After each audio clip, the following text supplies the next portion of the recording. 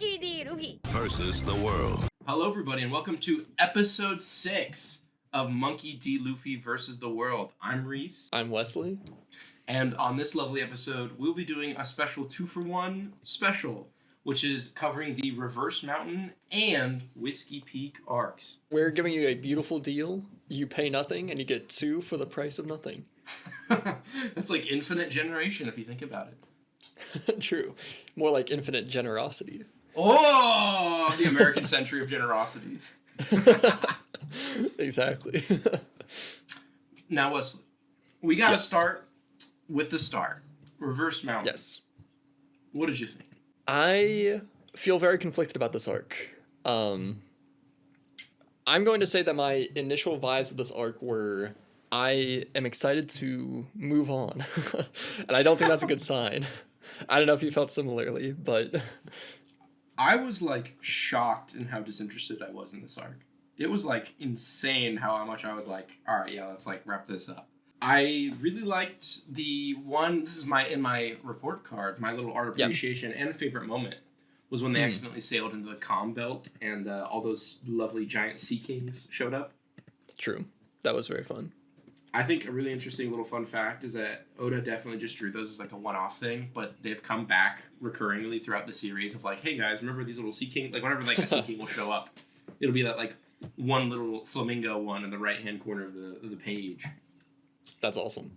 In fact, if you watch We Are, the first One Piece opening, I'm pretty sure several of these guys show up in it. Now that you mention it, I've been listening to that song quite a bit, and I watched the visuals with it, and you are definitely right. I'd have to blow up this image a little bit more, but I want to say that maybe it's the one on the left. Luffy punches, I think. The one he punches, I'm pretty sure, is the one from like chapter 1 of the story where he punches a Sea King, I think. Okay. That actually makes a lot more sense. But I think you're so right. There's a shot of like them sailing, and then like I swear to God, that pink little flamingo one is like right next to their boat. I think you're right. I definitely remember seeing more than one sea monster. Wesley, this is slightly off topic, but I actually did know you've been listening to that song because I stumbled upon your blog a couple days ago. Oh, wow. And I completely forgot to mention it. What did you think? Did you Did you love it? Did you hate it? What would you rate it? Exactly. On a scale from 0 to 5 letterbox stars, what was your impression? I'd give it a damn 6. 6 stars or like 3 6 stars? 6 no 6 stars. 6 stars. 6 or 7 stars. That's a very topical meme. A little topical reference. You just stay tuned for tomorrow when my article is about the 6 or 7 kid. 6 or 7? Is that how he says it? I don't know. Anyways, thanks for checking it out, man. You're too kind. I just checked your letterbox, and you're like, you can read more of my blog. And I was like, oh my God, I got to check out Wesley's blog. Anyway. Nice. Check out wesleyrich.com. Yes, sir. I post there every Wednesday. I didn't know there was a schedule. That's amazing. Anyway. Thank you. Reverse Mountain has something, the one thing I'll say about it I'm very positive on. I actually have a couple things. That's a lie. But. Okay. I have mentioned this in like episode like 1 or 2, but yeah. I love chapters or sections in which the Straw Hats are just sailing. Yes, true. And it's mostly, I want to say Reverse Mountain, or maybe it is like early Whiskey Peak, in which they have like a lot of focus on like, oh man, this Grand Line thing is kind of crazy. It's definitely like both at the beginning of both arcs. Like they're really trying to put over that like this is a weird place in the world, and your expectations should be on their damn head. True. This ain't your grandfather's sailing on the ocean. I really liked, for example, when Luffy blows up as a balloon and then stops them from crashing when they like break part of the ship. True. That was very fun. But like, honest to goodness, I think, not to tip my hand, but like I was like shockingly disappointed in this arc. I was like not invested in anything. I think Laboon is sort of a fan favorite character. People are very sad for his story of like being abandoned. Yeah. But and like I'm not heartless. I liked it. Yeah. But I don't know. This did not grab me the way that like. I mean, I remember we were talking about how tight Logtown was. and how it just sort of felt like Oda had hit like his writing flow. And then this arc, despite it being like pretty short, it's only like 8 chapters or something. It just felt so like not focused. I know. I don't remember the exact chapter count for Whiskey Peak, but I'm not gonna lie, man. Reverse Mountain was a much longer read for me than Whiskey Peak was. I read that in like one evening. Reverse Mountain took me like a week to just like, not that I was reading a ton every night, but like I don't know, it just felt so much more of a slog to get through. I don't even know. Like, I wish I was a slightly better writer, but like I don't know what it is about this arc that just makes it feel so slow. This arc, in theory, introduces like 4 new characters, which is Mr. Nine and Mrs. whatever her name is, who we eventually Mrs. find Winstead. out. Yes, and then that's eventually revealed to be a disguise in Whiskey Peak. True. Which I feel like Whiskey Peak will be like, this is gonna be like a 20% Reverse Mountain, 80% Whiskey Peak episode, because Whiskey Peak has Peak in the name for a damn reason. Exactly. But I feel like in this arc they're the most like forgettable, like Team Rocket-esque but not actually charming villains ever. Yeah. And I think their motivation of like, we need whale meat does not track. It did not like do anything for me. I think one issue that I have with this arc is that it just feels very disjointed. Like, we had Rogue Town was so tight, and then we get to this arc, which clearly we need some kind of like transitionary period, but that was kind of what Logtown was anyways. And then we get to this arc, which was like 4 different mini stories stacked on top of each other, because we have like the initial sailing to Reverse Mountain, we have them inside the whale, we have them talking to the old guy about the whale, which I agree with you completely. I love Laboon, and I think his backstory was very well done. But then we also had the stuff with Mr. Nine and Miss Wednesday, which I did not care about at all in this arc.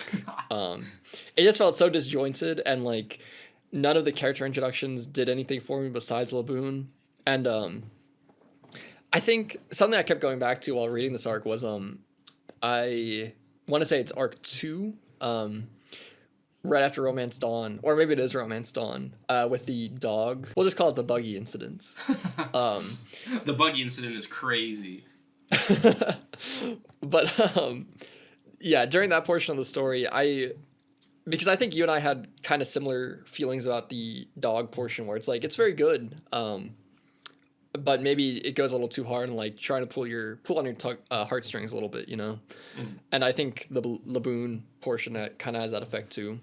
But I don't know. Maybe I'm just rambling here. But I think this arc is just, I don't know. It's very weird to go from such a tight arc to such a disjointed, kind of messy, not well flowing arc. Just like the sentence that I just said.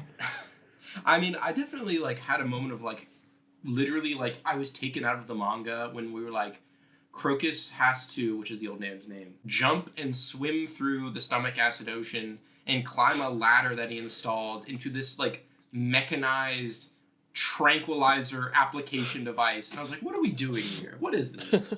Like this, I know. It felt so like, it didn't feel whimsical, it just felt stupid. I know. I'm still confused by what Oda was trying to go for with like the robotic portions inside Laboon's stomach. Like I get what he's trying to do, but like I don't know, man. I don't know. It actually reminded me of something that I did not go into this episode remembering, but I just remember right now, which is we get to do this for only a little bit longer, actually. The 4Kids version, if you remember that. Oh, yes. The 4Kids version completely skipped this arc. Nice. They have the section of them sailing up the mountain, and then they go, oh my god, what's that? And then they see Laboon, and then the next shot is them just like the end of this arc. I have no idea awesome. why. Wait, how did they... just too sad? Yeah, and also how do they, like, do Mr. Nine and Miss Wednesday just like appear on the boat? I think so. I genuinely don't know. That's awesome. But maybe they just thought the Laboon backstory was like too sad. I don't know. Like, it's not that edgy. Maybe it's like him ramming his head against the rock so many times. I don't think it's that. I mean, sure. I don't think it's that serious, man. We've seen like murderers. That's true. weird how every single like One Piece iteration has had like some sort of something skipped, like some arc has been skipped. True. I don't know what they're doing.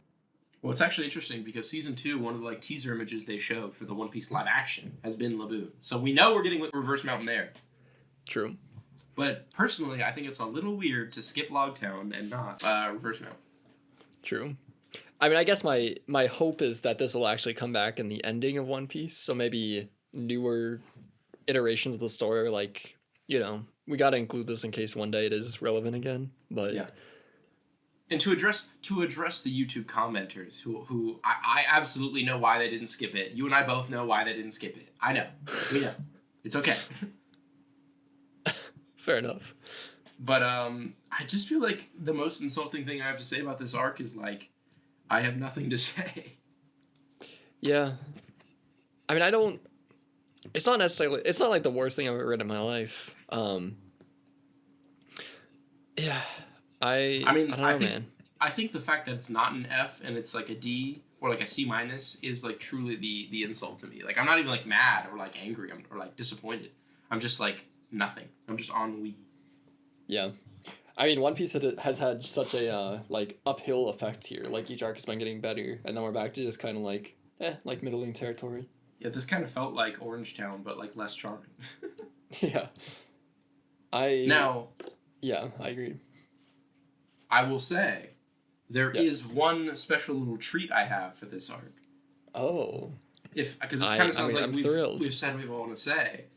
And Yes. The One Piece anime version of one of the gags in here is like genuinely one of the funniest things that One Piece has done ever. Okay. We're gonna have one of those rare talking about the anime segments. Yes. A fan favorite segment. Oh yeah.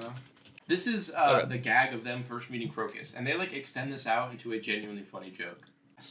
I think it's crazy how they took like a 2-panel exchange from the manga and actually made it like funny. I know. I honestly could say more about this clip than I could this entire arc. Not to be rude to this arc, but No, I mean I was like weirded out when Crocus like breaks the fourth wall. I was like, wait a minute, that's not a thing that happens in One Piece. I know. But That's it is true. a genuinely funny gag. I think it's got like personality. It's got soul. I agree. I like when Sanji and Zoro recreate that meme of like the guy putting his hand on somebody's shoulder. Yeah. I want to say there's actually a One Piece meme that came from the scene, which is there's a famous little meme of basically what if you swap Sanji and Zoro's hair color, and I'm 90% sure it's from that shot of the two of them, like with Crocus. Oh, that's awesome. Because I was immediately like flashback to that meme, and I was like, oh my god, is that from this scene? Wow. But I think I live like that. I wouldn't say in the manga the same bit of like them speaking over each other is there, but it just doesn't work in like the paper format. Right. Yeah, this is very much a animation or like moving media kind of joke, which I appreciate. And it used limited animation very well. It was a delightful treat, and I recommend all our listeners at home go watch One Piece Dash Everyone Loves Crocus by YouTuber Metal. I have two thoughts on that. First of all, I realize that Crocus is an inherently very funny name. And second of all, I like the idea of this YouTuber, this mysterious YouTuber that just goes by the name Metal. And I just clicked on Metal's account. Oh, no. And, we may cut this out on the podcast, I'm not sure. But the top video is neck minutes blind fire scrap. And it's like a real man interspersed with like cool sniper clips and like cool skateboarding clips. I'm watching it right now, and this is amazing. It's Gears of War clips and like some I can only presume crackhead. Everybody, please go subscribe to Metal on YouTube. His second most popular video is a video of a rhino giving birth.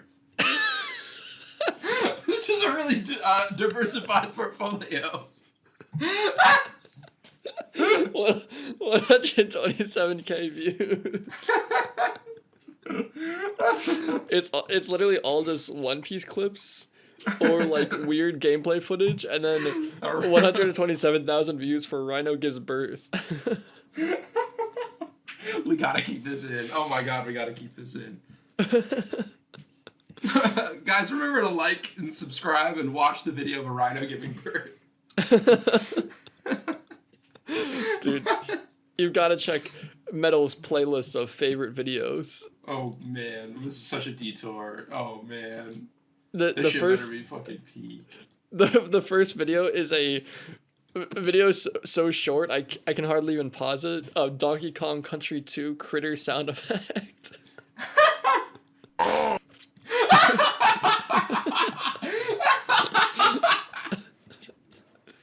I'm putting that in the pod. I'm putting that audio bit in this. So, oh my god, that was so funny. I know. The top comment is Bigu Bosu 117 saying, "Oh, oh."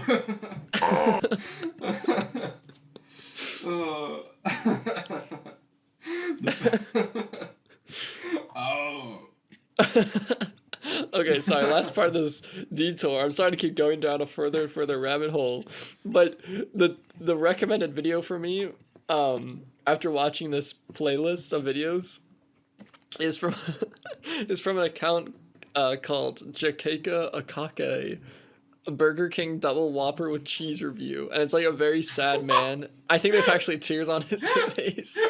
Well, it's like it's a double Whopper with cheese.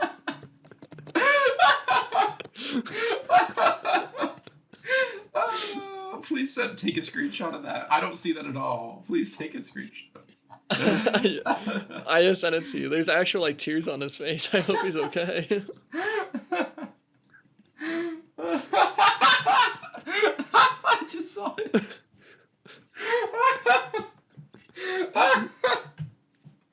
Oh, okay. Okay. Okay. I think it's very telling that we had more to say about the YouTuber who uploaded this clip from the anime that wasn't even in the manga than the arc in the manga. True. Reese, what was your arc rating for Reverse Mountain? My arc rating was a C-, and I was this close to making it a D+. That's harsh. I think my complaint section, which we didn't go over, but we were just dunking on this arc the entire time. My complaint section literally says I was more invested in the Kobe cover arc story than like the actual manga itself, which is genuinely true. That is crazy. I respect it though. We're introduced to this mysterious Vice Admiral Garp character. What's his deal? True. I'm intrigued to learn more about that and how it'll intersect with our main cast of heroes. Well, the good news is we don't have to worry about that right now because we're about to enter the Whiskey Peak! The Whiskey Peak! True. Now, this, I don't want to be dramatic, but I sort of in the back of my mind was like, there's no arc that's going to compete with Arlong Park for a hot minute. Yeah. And this arc, like, is in the same ballpark as Arlong Park for me. I agree. And I forget what I gave as a rating to Arlong Park, but ratings aside, I think I enjoy this more than Arlong Park. It's so fun. We both actually gave this, not to spoil our arc rating, but we both gave this an A-, which does spoil our arc rating. True. But I was delighted listening to this. I agree. It was nothing but laughs and smiles from start to finish. I think even the start of them showing up and like the townspeople being like, "We love you. You guys are heroes. Come like take some money and alcohol and food and women," and the Straw Hats just kind of like falling for it. I think True. Like as a setup on its own was so fucking charming and fun. Yeah. And the way that just like spirals is amazing. I mean, I think the reveal, like before we even get to like the main meat and potato of this arc, the reveal that this is not a giant cactus island, but is actually, those are just rocks, and every single one of the spikes is a gravestone of a pirate they've killed who's come to the island. I know. That's so cool. That's so creative. It's so cool. I know. It's great.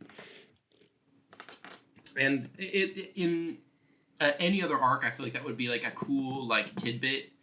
But in that, it like falls to the wayside because there's so much other cool stuff happening. I know, exactly. In a lesser arc, that would be like the defining thing, and it's just one of many like, great things. I know, exactly. I mean, I think our arc MVPs are the same here, that being Roronoa Zoro, because True. he just gets to be the main character of this arc, which is crazy.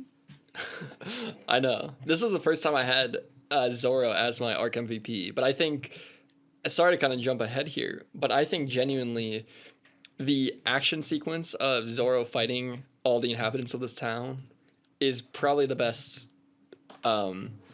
It's probably the best action scene in One Piece so far, and on top of that, it genuinely has some of the best flow in action I've seen in any manga. No, ever, period. Exactly. That was the exact thing I was gonna say. Is this thing flows like butter? I can't describe it. It just like I know.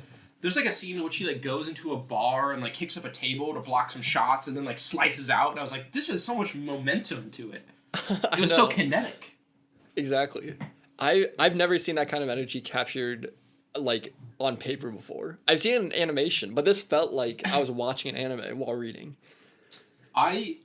It kind of reminded me of the One Punch Man manga. I don't know if you've ever seen these GIFs, but the art is so high quality that he's basically just drawing like keyframes for an anime, and like if you like flip note them or like, flip book them, you can just like literally watch an anime fight for a bit.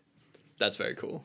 And it kind of felt like that, man. It was just, it had this like, it just like, it felt literally like leagues above everything in One Piece so far. And I know. Something I put in my reflection is this might be like my favorite action scene in One Piece ever. Wow.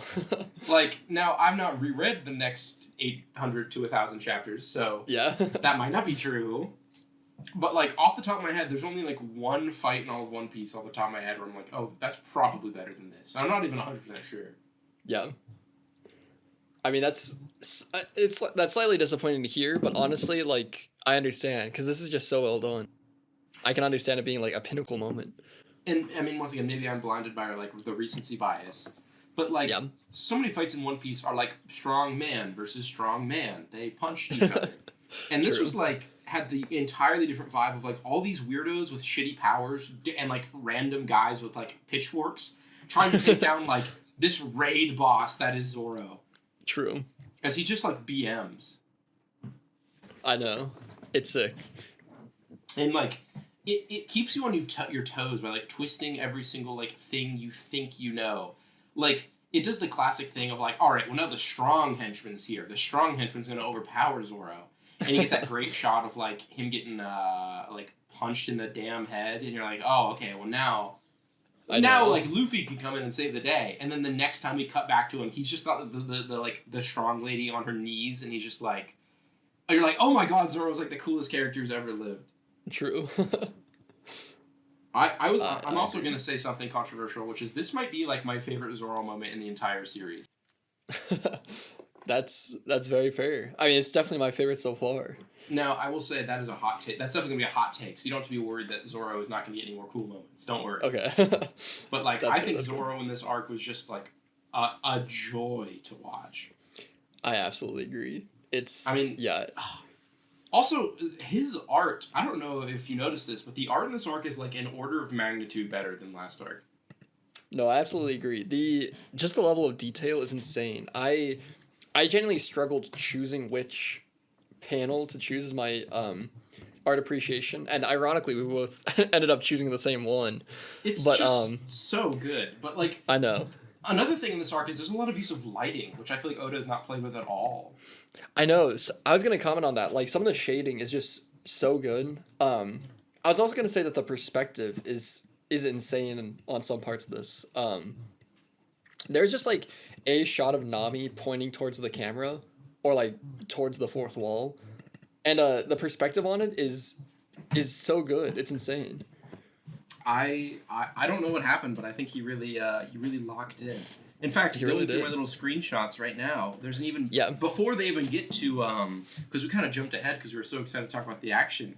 But there's that delightful scene of them traveling the Grand Line, And like remember it like snows and that happened, right? I'm not hallucinating that. Was that this arc? Or is this where like it snows and like why is it snowing?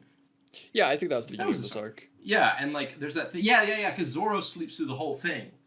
And then there's the really great panel of like it cuts to like him having like he's like, "Hey, what happened, guys?" And then like she just like punches him in the back of the head and he's like, "Oh." True.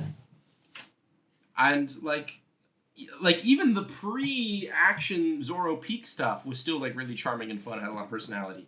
Like true. Oda just got to lock back in. I know, exactly. Which is it when framing the last arc in comparison to this one, it's crazier that last arc was such a letdown. Because clearly Oda like didn't lose any of his touch or anything. He just got better, but I don't know.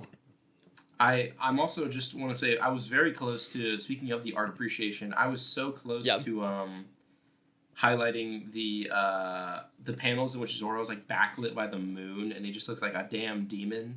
I know. That was such a great shot. It's just like, oh my god, it's so cool. Or when, I mean, just as like moments to put Zoro over, when they're all looking at him on the rooftop and then he just like teleports behind all of them. Oh, true. And then they all turn to shoot him and then he ducks and they all just shoot, like, dude, what is, this is so good. It was very hard for me not to make this like an A+, or God forbid an S. I don't know if this is S material. I don't know if we'll get to S material for a hot minute in One Piece. But that's fair. I was just like, this was like pure kinetic fun. Remember when he like just like does like a Looney Tunes, like Tom and Jerry cuts a hole in the ground and they all jump into it? I did. That was awesome. Like, dude, I can't believe how every single part of this arc, in terms of action, in terms of art, is just firing on all cylinders. Like, I have no... like, 10 out of 10 for art and for action in this arc, genuinely. I absolutely agree. An extra thing I wanted to add to the action commentary is that I also think that the random characters here really get moments to shine. I think the guy with like the fire powers is one of the coolest like minor antagonists we've gotten so far. Like his powers are just so cool. The explosion guy, who we have as our favorite art guy. Yes, yeah.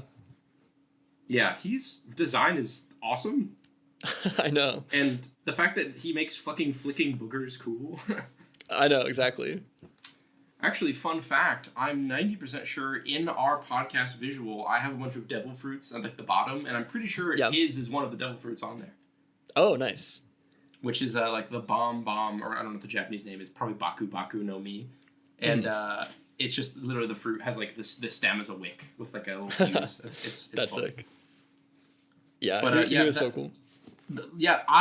This arc, speaking of, I was going to mention that. One of my favorite tropes in shonen is when we are already dealing with a problem and then a secondary antagonist joins in and you're like, oh god, everything is like changing so rapidly. That is a great trope. So when Zoro, and by the way, this just goes to once again make Zoro and Luffy look amazing. True. But Zoro is like just dog walking this entire town. And they're like, well, we're only like Mr. 8. Watch out until you like get to Mr. 5 and above. Those guys are like gods. And then Mr. 5 shows up and you're like, holy shit. And then Luffy and Zoro are just like dog walking these motherfuckers. They're like, we do not care at all. I know. It really goes to show that like early on the crew is weirdly overpowered. Like yeah. Luffy has not gotten any stronger since like chapter 1 and is still just like dog walking these early stages of the Grand Line. True. It is, not to bring up a complaint too early, it is crazy in a cool way that basically just as Luffy and Zoro are strong enough to just, like, take on this entire town. But it's also disappointing to see that this is another arc where quite a few of the Straw Hats are just not really present at all. I was gonna say that's another one of my flaws. I think for, like, another arc... Because in Logtown, Usopp and Sanji didn't get to do anything. We mostly, and honestly, Nami didn't get to a lot, but she had to do something. It was mostly just Zoro and Luffy. And then Whiskey Peak, honestly, I think Luffy's the only one who gets to do fucking anything. Lol. True. And then, not Whiskey Peak, I meant Reverse Mountain, sorry. You're good. And Whiskey Peak, it's just Zoro and Luffy with some Nami again. It's just back to the original trio. And to be fair, it is a good character moment. I think because I fully believe that Zoro would be the type of person to not let his guard down because he's like the serious one. Yeah. Meanwhile, Usopp, Luffy, and Sanji totally would like give in to their vices of like food and adoration and women. Yeah. And it does also, I do like that Nami is also like kind of being shrewd at the end and came in and like, I think for what it's worth, Nami did get to like be fun and engaging in this arc. Yeah, I agree. But another arc with Sanji and Usopp not getting to do anything was very disappointing. Yeah. I mean, truthfully, not to be just like, oh, I like this arc, so I'm going to give it a pass. But I will say, I think it's such a great character moment that I'm almost willing to just be like, it's fine for this arc. Like, just kind of having a Zoro side story for one arc is, I don't know. I like it. It works for the context here. No, I agree. I think it is a good, like, that Usopp and Sanji not doing anything in Logtown does not feel like strong character writing. They're just not focused on. Right. But, like, them falling for the trap and Zoro not feels like a good character moment for both parties. Yes, exactly. And I am okay with stories, like, not being afraid to, like, shift focus around. You can't just have every character be equally as important all the time. That would be stupid. And it wouldn't be fun if, like, instead of Zoro getting to, like, fucking kill all these people, it was like, oh, Sanji gets to fight one of them, and Usopp gets to fight one of them. Like, no, I want to have that variance. Because I think, honestly, a problem One Piece will run into later on is sometimes the arcs do get a pinch repetitive. Okay. Which we are not even close to feeling yet, but, like, in 1,000 chapters, you might agree. So I think it's just having a much more unique structure really went a long way. Yeah. And I also think that the fact that the last few arcs have kind of had that issue with focus in a bad way is what makes it feel worse here. Mm-hmm. Like, if the last few arcs were well balanced with how they presented the characters, I think I would have given this a higher rating than the other ones. Simply because, like, I think that variance is appreciated. But the fact that we have had, like, 2 arcs in a row that were just, like, so focused on Luffy and Zoro, and then we get another that's just Luffy and Zoro, it does feel worse because of that. And I will say, speaking of Luffy and Zoro, that does bring me to my only other flaw with the entire arc.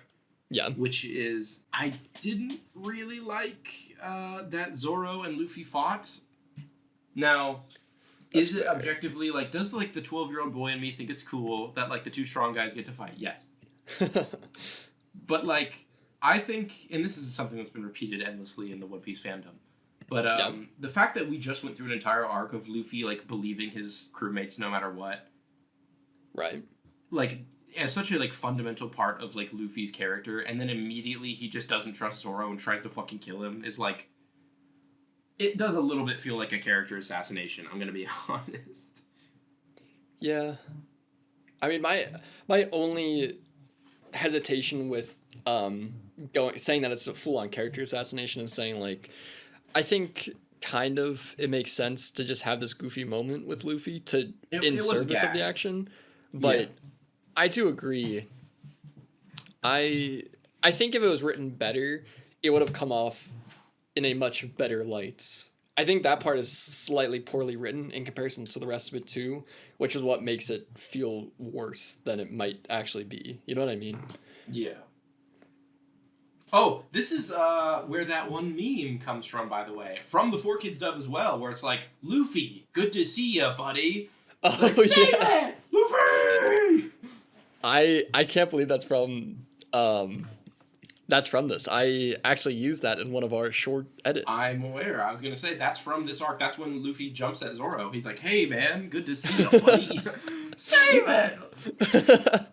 I think the funniest thing about the 4Kids dub is that every single performance in it is terrible, but I actually, unironically, genuinely love Zoro's voice in that. That's fair. I think I like Zoro in 4Kids more than the actual One Piece dub. That's my, like, scalding hot take. Wow. I don't know what the actual one sounds like, but I do actually. I agree. I think the 4Kids one is charming. It's if you want me to, I don't know how into fucking anime dubs you are, but it's Chris Sabat, and he's just doing his, like, standard, Vegeta / Piccolo / All Might deep voice. Yeah, that is tough. I guess it makes sense, but that is tough. like, I don't know. I think, and I'm not even gonna say it doesn't work or it's not good. I just think there's something charming about like the Four Kids version's performance, because he's like the only guy there who's like trying. That's true. Especially once you hear Sanji's voice and he's like, "Hello guys, it's me, Sanji." That's not me like being facetious. That's genuinely how Sanji sounds in the dub, because they like he was acting like it was like a damn baby show for 5-year-olds. Can you please send me a clip of that to watch my laptop? I will. It's really bad.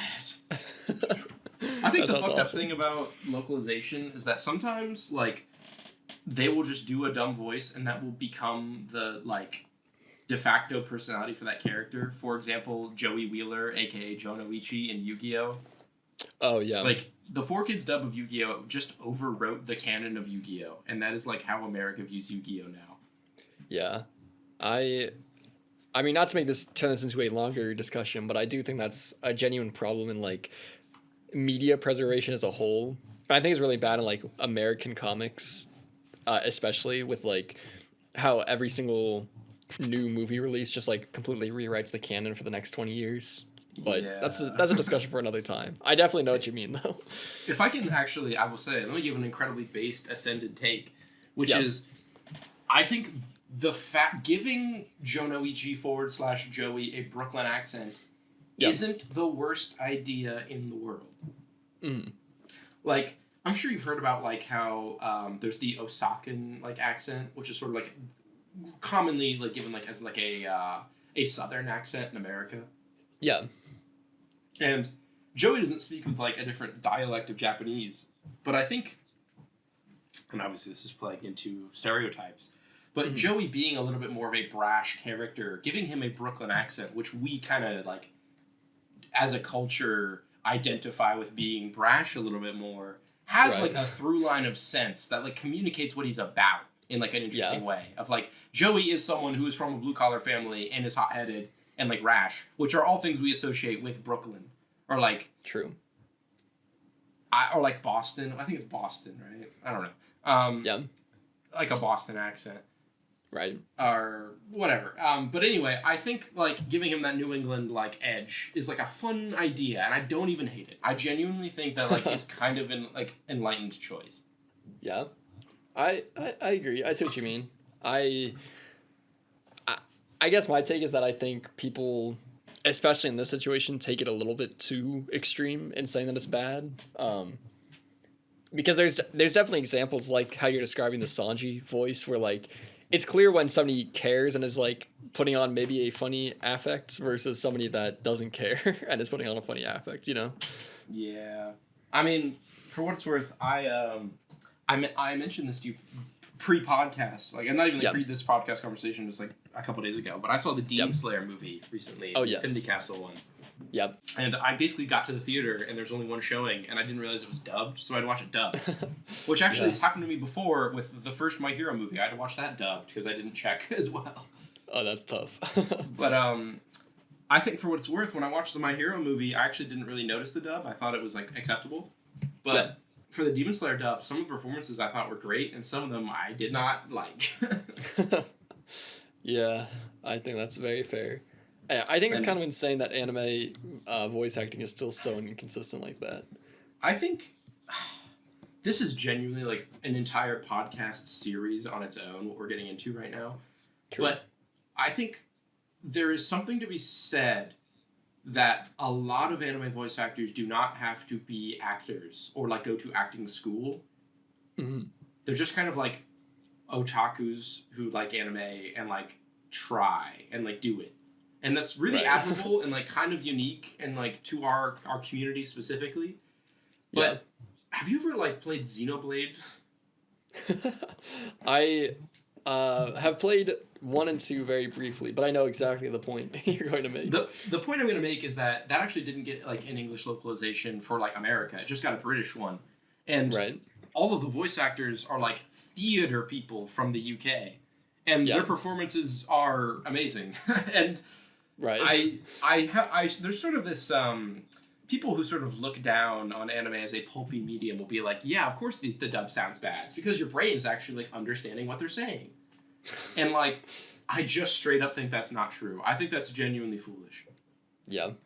Because fucking like the Danganronpa dub, I think every single one of those games, the dubs are incredible.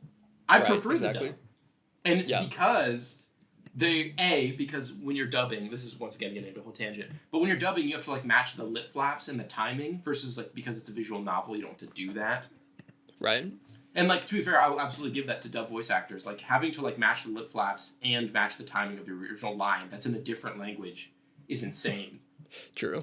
But like a little bit, like anime dubs do sound like that one Breaking Bad meme. That's true. So you know what asshole means. True. A classic side quest on the journey to talking about One Piece. But back to the topic at hand. True. I thought that this arc was delightful. I think Zoro is the coolest, in my opinion, the coolest he will ever be. That is not a commonly held take. And I think here's the other important thing. This is not even a tangent. This is a relevant tangent. Yep.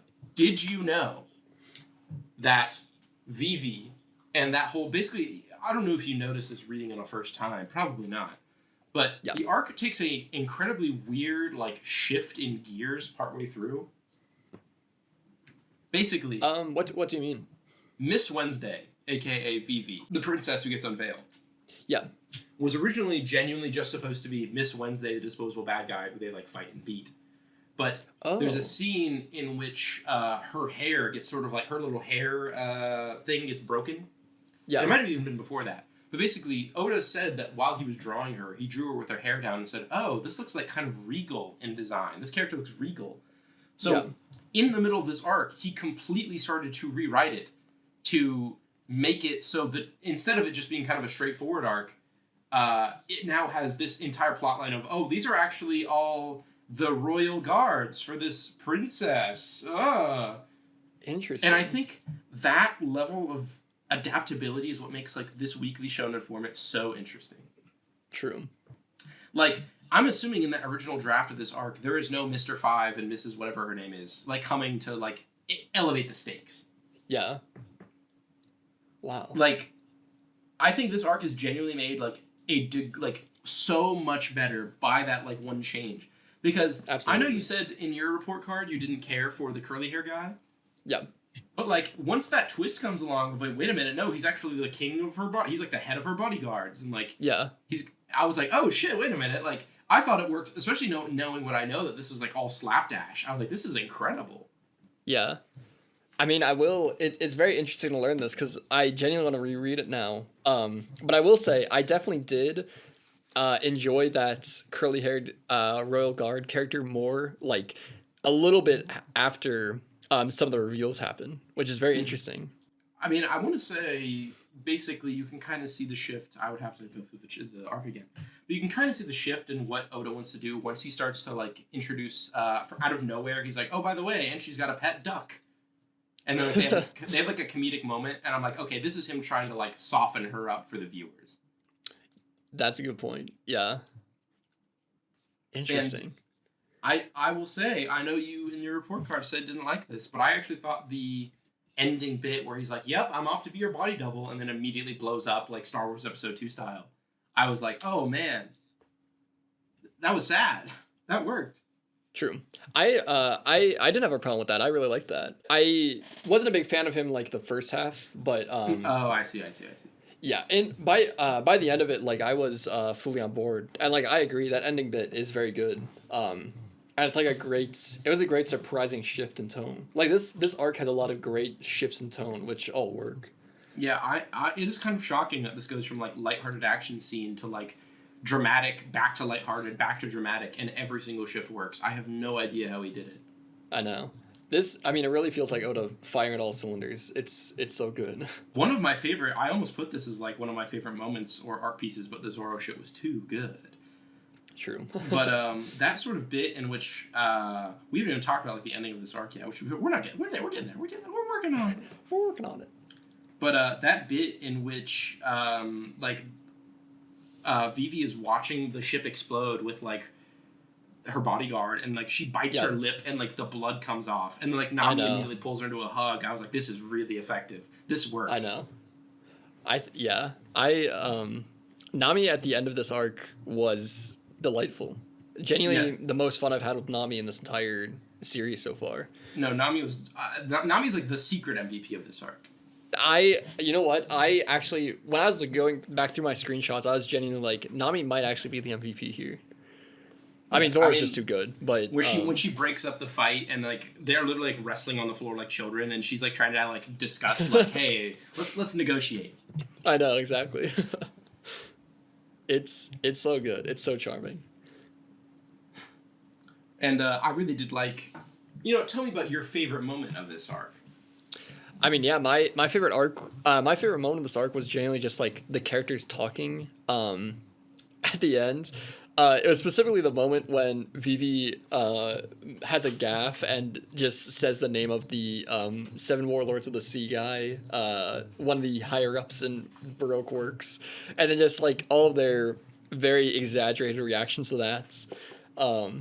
But honestly, just any of the ending portions where the Straw Hats and Vivi are just talking, I was incredibly charmed by.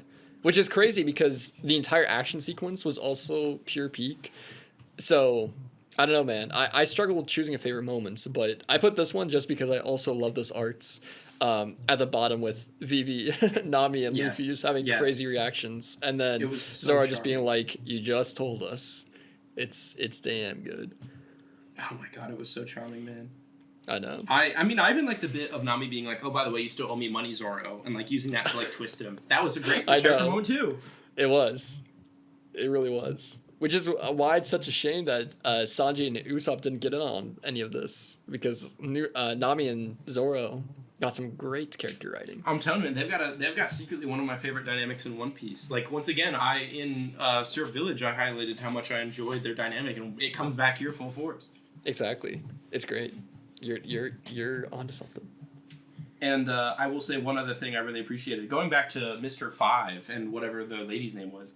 Yeah. I think the way they're introduced to be like, they're the strongest guys who've ever lived, only to get immediately dispatched, was not only like effective, but it was like that moment when Zoro like cuts the booger in half was so fucking cool, by the way. And then like the explosions go off to the side of them. I was like, holy shit, this is peak. I know. That's more great arts, by the way. Yeah, when like the two of them, when Luffy and Zoro team up and just like one-shot them and knock them away, was all so cool. True. It's peak. It was like, that's the thing, is like I can let the 12-year-old inside me go crazy, because like yes, them fighting is like bad character writing, but like them getting to just be like them swatting away Mr. Five and Miss Valentine like flies like makes up for it. Absolutely, I agree. I don't know. I think my hot take is the more I think about this arc, the more I'm like, this might be better than Arlong Park, maybe? I agree. I think, if you'll excuse me going on a bit of a tangent here, related to One Piece, don't worry. But I have been thinking a lot about One Piece's legacy recently as we went through these past 2 arcs, because for Reverse Mountain, I find it interesting that, like, I don't know, a manga with an arc like this can be so universally beloved and be such a cultural touchstone. But then an arc like this reminds me of why it's so good. But it's also very interesting because this is not like a typical manga at all, really. Mm-hmm. And I think the cartoonish qualities that we keep harping on like every episode are at full force here. But this is the first arc where we really get a full mixture of like the cartoonish action and like real manga action. Mm. And I think it's something special. It is. I mean, I think my comparison point to Arlong Park would be, this is slightly unrelated to your thing, but I think Arlong Park has objectively a much better moment in both like Nami's flashback being amazing and especially her like breakdown being like S tier, amazing, beautiful, perfect. Right. But like this as an arc just feels so like, it feels once again like weirdly ambitious because of its like slapdash nature. And the fact that it works like blows my mind. I know. That is insane. That part of what makes this arc is so good was like not planned from the get-go. I would have loved to see how this arc played out. Like, I think it would have just been straight up worse if it didn't play out like this and like Vivi didn't join like the squad. Yeah, for sure. I'm also going through my screenshots, and I say I want to appreciate, like, they have this big, like, team shot of, like, we're all going to help you. And then it's just, like, Zoro and Luffy, like, being cool, and then Usopp and Sanji, like, sleeping. I thought that was funny. I agree. That was a great moment. But my last thing I want to talk about here is, I think we've basically talked about everything in this arc and how much we like it. Yep. But, I really like the little ending stinger of Miss All Sunday showing up on the boat. I agree. Do you have any comments on that? I think my 2 comments on her are, 1, I really like her design. She really stands out amongst the One Piece women characters we've seen so far in terms of design for me. I agree. And I'm also very intrigued to learn more about her powers because they seem very interesting. I agree. I thought that was I kind of forgot this entire bit happened, but I'm happy I did because I was like, oh, hey, this is cute. This is a cool little, like, stinger for the Baroque Works saga as a whole. I also like when she rides off on a giant turtle. That was funny. I forgot that happened as well. I gotta ask, what are your predictions for this next upcoming stuff? This is a bit of a prediction and some hope. I'm injecting some hopium here. My first prediction is that there will be a few arcs before we see, like, the main story continue. I really hope that we see just some island adventures with the Straw Hats plus Vivi, or Vivi is a Straw Hat, whatever that classification may be. I would really love to just see some adventures with this new squad before we see, like, this full saga continue. Which is kind of crazy that I'm, like, asking for filler, but I don't know. I think I'd enjoy that. And then also I put that Baroque Works will be a constant threat throughout the series. I think it would be cool if this is just kind of like a threat that just goes on for the rest of the series. I'm not sure if that's going to be the case, but I think it would be interesting if there's, like, a constant, like, criminal underground in this universe. I think that's fair. I think that's very fair. Thank you, sir. What are your reflections for this arc? I think I knew going in that I would love this arc, and I'm shocked at how much I still loved it. Mm-hmm. I mean, once again, the fact that I would not, pre-reread, I would not have put this in the same ballpark as All on Clark, and yet now here I am, like, man, this was, like, great. I was also shocked at how much I, like, kind of came to care for the band of weirdos that Zoro was just dunking on 1 minute ago. Like, true. Oda's little face turn for them worked way better than it should have. Yeah. And I felt agree. like it was really cool to see them, like, struggle against Mr. Five. It was like all these, like, jobbers, basically. True. It was... this was an arc that shouldn't work and does, I think, is my overall review. I think that's very fair. I still think, I mean, once again, this is maybe recency bias, and I can think of some action scenes that are, like, up there, but this really is just, like, one of the best action scenes One Piece has ever had. Holy shit. It's definitely the best one so far, man. It's so good. I think that's all for me, man. You got any other closing comments? I don't think so. And I know we spoiled it already, but what was your arc rating for Whiskey Pete? I said a dang A-, but honestly, like, I'm this close to making it a normal A, but I think I'll leave it at A- for now. Who knows? I feel the same way, but this is maybe One Piece's best so far. I'm impressed, man. And the good thing is like, in the grand scheme of One Piece, I would still not say this is one of its best arcs. Wow. Not to, like, I've been, like, hyping up this action so much, but, like, just to be clear, One Piece will get a lot better than this. I am charmed and surprised by that piece of news. I can respect Oda for basically being like, this is going to be the Zoro arc, but still give Luffy and Nami stuff to do. Like, true. And still have emotional beats, and, like, this is just a damn good arc, and with some creative flexing of the muscles. I agree. And some dang good art. Remember to like, to subscribe, and to ring that dang bell. Ring that bell. Ding ding. Editor, put in a ring sound effect number 3 this time. Ding ding.